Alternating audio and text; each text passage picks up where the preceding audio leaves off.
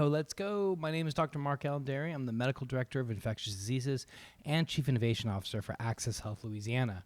I live in New Orleans, Louisiana, and I serve as co-chair for the ACOI Infectious Diseases Subspecialty Section. As providers, we have drastically seen how the realm of public health has influenced our professional lives, whether we serve in academia, in administration, in research, in private practice, or even within the hospital setting. COVID has become synonymous with the term public health, and it also has dominated our dialogue over the last year and a half, and rightly so. But we all know that there are other issues that deserve attention too, so together with the ACOI, hello ACOI, we will continue to share the information on COVID-19, and now we are expanding our coverage to include other public health concerns as well. So let's go ahead and get started. Today, our first story is on climate and health.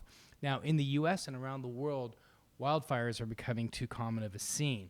And for some of us, we're viewing them on our TVs, and some of us are unfortunate enough to actually be living in the West where devastation is playing out. Certainly I'm from California, born and raised both in Southern California, Northern California, and my family members are experiencing some of those right now. We all know that drought brought on by climate change is the culprit, and for me, this is ringing alarm bells in the realm of public health. Now we're seeing something else as we continue through the pandemic, that the wildfires are actually responsible for increased risks of contracting COVID-19. What? What does that mean? Wildfires? Increased risk of COVID-19? Well, researchers writing for the Journal of Exposure Science and Environmental Epidemiology found that the increase of particulate matter from wildfire smoke was associated with a 6.3% increase in COVID positivity rate. Smoke exposure could be altering people's immune response, making them more vulnerable to infection, and it could be due to the fact that particulate matter enhances viruses' pathogenicity through modifying immune responses and enabling the transport of the virus into the lungs. Now, another thought is that the elevated concentrations of pollutants result in overexpression of the ACE2 receptor, which is the molecule target for the SARS-CoV-2 virus, in respiratory epithelial cells, which could also increase the virus's ability to actually get in and do its thing, which is not good. Now, the exposure to the smoke may also be causing an overexpression of ACE2 respiratory cells, and since COVID-19 particular can attach themselves to pollution particulates, they are in a sense hitching a ride and allowing the virus to spread more easily. Now, it's also becoming increasingly acknowledged that climate change is adversely affecting public health. And now, we're not just seeing it in faraway places anymore, but right here and throughout developed nations. As a result, physicians and everyday citizens are joining environmentalists and calling for national climate solutions. Public health physician and Harvard professor Regina LaRocque has called for climate change a true health emergency, naming storms, floods, droughts, wildfires, and an increase in insect-borne diseases as the primary culprits. She stated in an interview with the American Journal of Managed Care that this is a time for grave concern since the political will to achieve this is insufficient to meet the biological problems that we are facing. Isn't that well said? The political will to achieve it is insufficient, and it's insufficient to meet the biological problems that we are currently facing. So well put. Now, while things have been getting worse of late, this is not the first time for Americans seeing the effects of climate change. In my home state of Louisiana, in 2016, a Native American tribe felt the first impacts of climate change in the North American continent. The island of residents began sinking, resulting in the Biloxi Chimchama Choctaw tribe receiving $48 million in natural disaster grant money to resettle away from the sinking land. And to quantify how devastated the tribe was, today, today there is less than a quarter of the original inhabitants still living on the island, which lost 98% of its landmass since the 1950s. 98%. And we've actually gone to look at some of those places. We get there on one of those little fan boats or airboats, and it's devastating to look and to see how the Gulf and the coast is just completely just being chipped away.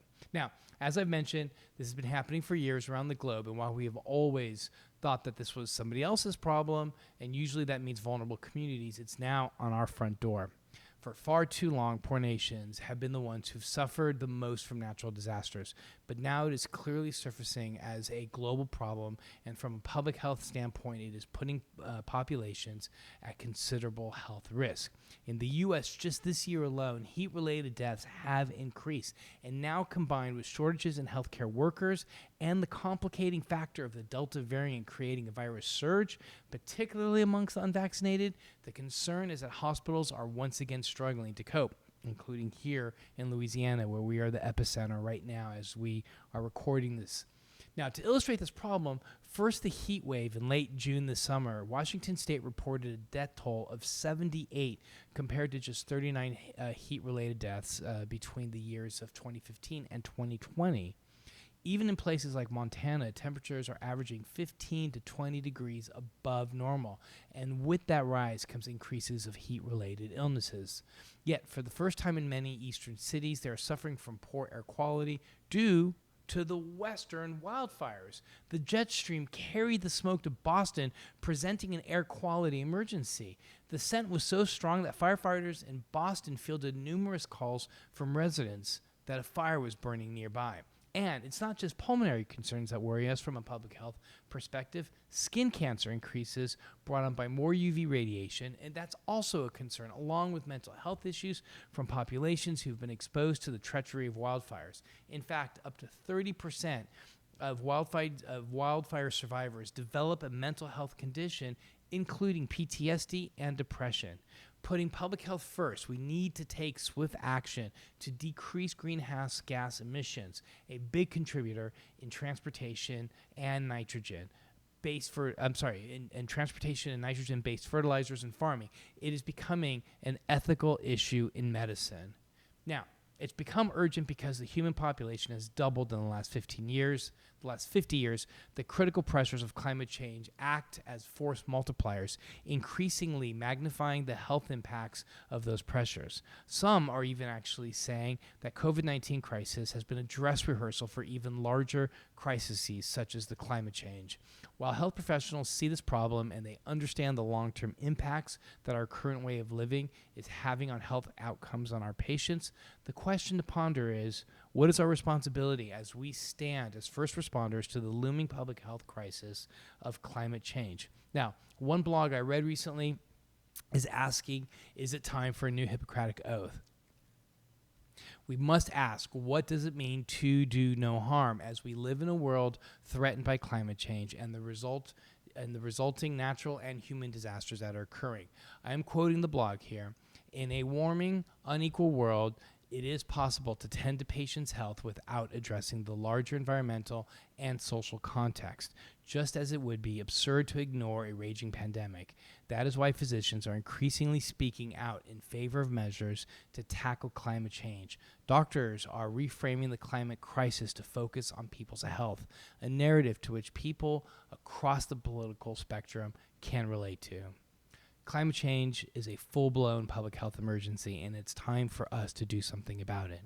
So stay on the lookout for these updates, and to read more from the sources used in this report, go to the acoi.org/resources. Together with the ACOI, thank you, ACOI, for letting me do these videos. We will help you to have the latest information to help you stay connected and responding to your patients. As always, I'd love to hear from you. Please contact me at madery@mac.com. Thank you, Gina, for another brilliant script. We'll see you next week. Peace out.